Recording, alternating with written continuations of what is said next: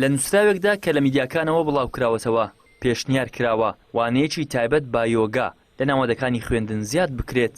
بیانوش بۆ زیادکردنی ئەوانەیە نەرمی و توانای جەستەیی و کەمکردنەوەی فشاری دەرونی و باشترکردنی کوالەتی خەوا لەگەڵ چەند بیانوویەکی دیکە.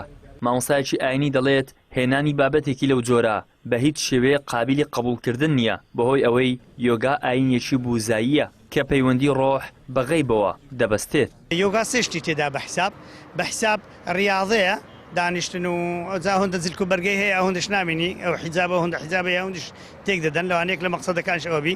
دووەمین فکرکردنەوەی ئەو فکرکردنەوەیش یۆگای بەخۆی ڕەبتی ڕوحە بە ئالیهە و بە ڕوحەکی دیکەی یعنی بە ڕوحی غەیب والعیاذ بالله. و هەروە هەندێک تەمارینی تێدانە ئەو تەمارینانە دانیشتن و هەستان و ئەوانە هیچ ریاضە نینە سکوونی زیاتر تێدا ریاضە دەبی حرەکەی تێدا بی ئەوە ساکینە. 100 ئاینێکی دیکەیە کە لە ئەدەبیاتی ئاینی هیندۆسیەکان و جاینیەکان و بوذاییەکان نزیکە لە ئیواندا هەیە دوورە لە ئیسلام.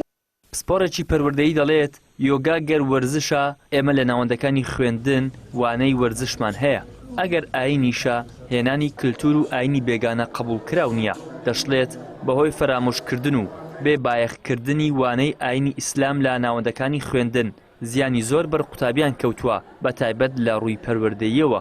دەسەڵاتدارانی هەرێم لە زیاتی لە خەمی پەروەردەکردنی تاکەکانی ناو کۆمەلگا بن لە خەمی پەروەردەکردنی ڕۆڵەکانی ئەم کۆمەلگایە بن بەداخەوە ڕۆژێک بە ناوی دینی یەهودی ڕۆژێک بە ناوی دینی زەردەشتیە ڕۆژێک بە ناوی بوذیە هەر ڕۆژە بە ناوێک دەهێن ڕۆژێک بە ناوی یەزیدیە. ئێمە ئەگەر تەماشا بکەینێ وانەی ئاین ئەگەر تەماشا بکەین لەم چەند ساڵی ڕابردوودا زۆر بێ ئەرزش کراوە بەداخەوە یعنی شتێک نەماوە بە ناوی ئاین هەر بە ناوی پەروەردەی لێ ناوکەشان گۆڕیوە پەروەردەی ئیسلامی نەماوە هەر بوویتە ئاین ناسی ینی وەکو بابەتێکی پەروەردەی لێ هاتووە. بۆیە من پێم وایە بەڕاستی ئەبێ هەمومان هەڵوەسە بکەین لەسەر ئەو بابەتە قبولی ئەمە نەکەین بە هیچ شێوەیەک.